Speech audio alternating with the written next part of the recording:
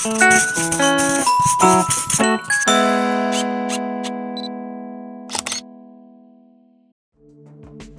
is fast becoming a very popular way of processing images, and when you look at the results that people are getting with HDR photography, you can soon see why. And that's why I've put together a HDR tutorial on my website. Now, if you go to on3legs.com and check out the links, you'll find the HDR tutorial. So I'm just going to give you 5 quick tips to make sure you're getting great HDR images. Tip number 1 is make sure you use your base ISO on your camera.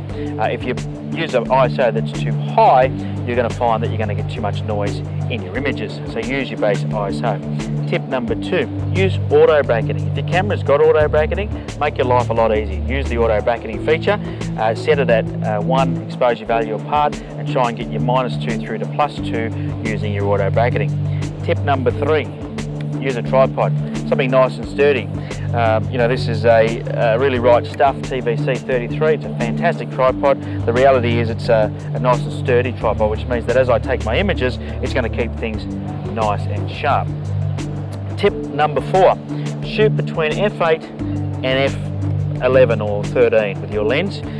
What that does is make sure that everything in your image is going to be in focus, and most lenses are at their sweet spot somewhere in those middle apertures. You don't need a very fast lens to get good landscape shots. It doesn't matter what lens you've got, your kit lens will do a great job. If you shoot at f8 or f9, you'll find that you'll get the best possible results. And my final tip for you, tip number 5, is to use a remote or the timer function. So I quite often use the timer function. What it means is I'm not touching the camera, so I've got no risk of shaking it during the HDR, the 5 exposures, as where you might be able to plug in a remote, a cable remote or release remote into your camera. Make sure you use a remote.